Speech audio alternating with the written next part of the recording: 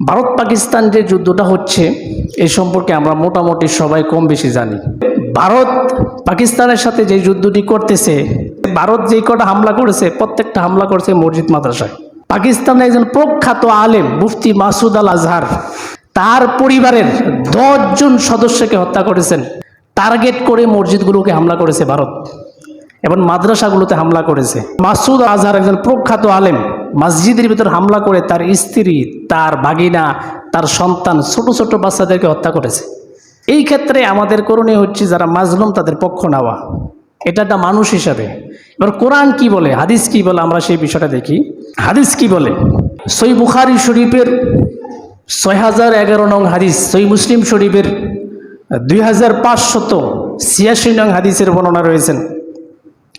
নবীজির একজন বিখ্যাত সাহাবী আর নোমান ইবনে বাশির রাদিয়াল্লাহু তাআলা আনহু বলেন, নবীজি বলেছেন, মাসালুল মুমিনিনা ফি তাওয়াদ্দিহিম ওয়া তারাহুমিহিম ওয়া তাআতুফিহিম মাসালুল জাসাদ।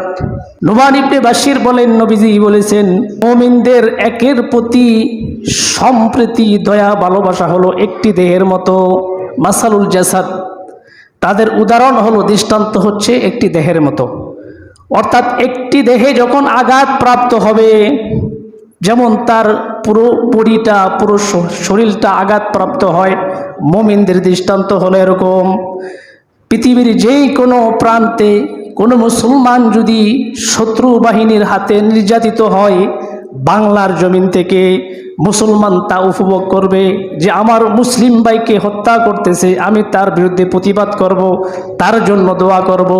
পাকিস্তানে যে সমস্ত মানুষগুলোকে হত্যা করেছে এরা সম্পূর্ণ একজন আলেমের পরিবার। আলেমদেরকে হত্যা করেছে, মসজিদ মাদ্রাসা হামলা করেছে, মুসলমানদেরকে হত্যা করেছে।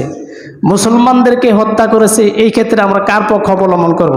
আমাদের মুসলমান ভাইদের পক্ষ নাকি দিল্লির হিন্দুদের পক্ষ, আমাদের শত্রুদের পক্ষ? এই হাদিস থেকে চূড়ান্ত যে আমরা মুসলমানদের পন্থা অবলম্বন করব। গাজার মুসলমানরা নির্যাতিত, আমরা মুসলমানদের পক্ষ অবলম্বন করব, তাদের জন্য দোয়া করব, তাদের পক্ষেই আমরা কথা বলবো। এইটাই এই হাদিস বলে।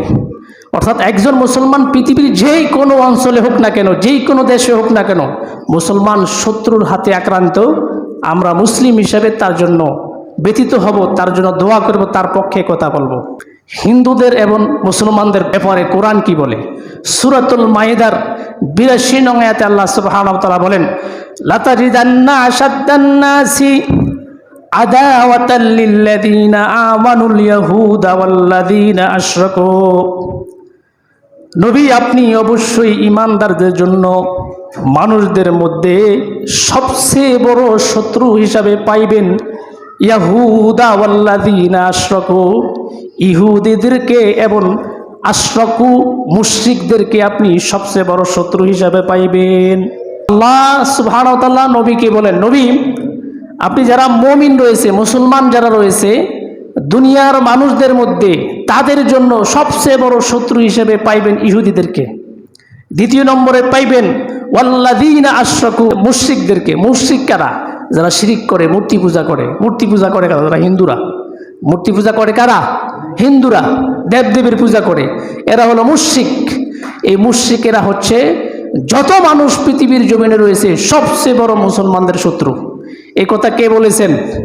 আল্লাহ আরো 1450 বছর পূর্বে বা 1500 বছর পূর্বে ওহির মাধ্যমে নবীকে জানিয়ে দিয়েছেন, নবী, এই দুনিয়ার জমিনে সবচেয়ে বড় মুসলমানদের জন্য শত্রু হচ্ছে ইহুদিরা এবং মুশরিকেরা। কাজী তারা কিন্তু ভাই ভাই। ইহুদিবাদী নেতানিয়াহু আর হিন্দুত্ববাদী মুশরিক মোদি, তারা কিন্তু ভাই।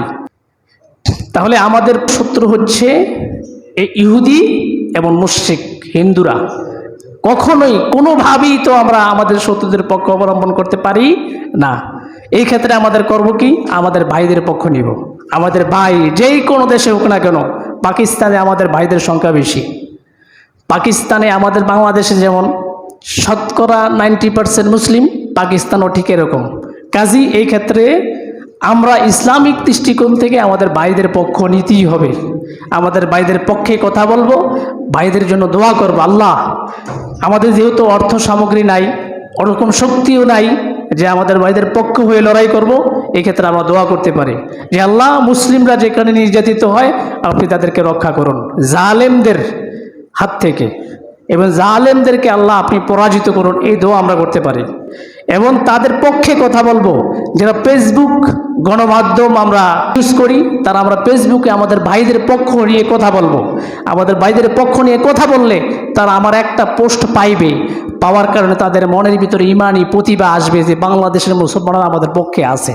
আরেকটি বিষয়, আপনি বলবেন যে ভারতেও তো মুসলিম আছে, ভারতের মুসলমানেরা নির্যাতিত, তারা যদি পারতো, তাদের যদি ওরকম ক্ষমতা থাকতো, তারা মুখে বলতো যে আমরা পাকিস্তানের পক্ষে, মুসলিমদের পক্ষে, তারা কতটুকু বলার সামর্থ্য তারা রাখে না। তারা মাজলুম হয়ে পড়ছে, তাদেরকে নানা রকম অত্যাচার করে। ভারতের মুসলমানরা যদি একবার বলে যে আমরা মুসলিমদের পক্ষে, মুসলিম যে কটা আছে সবার মেরে ফেলবে এই নরেন্দ্র মোদী।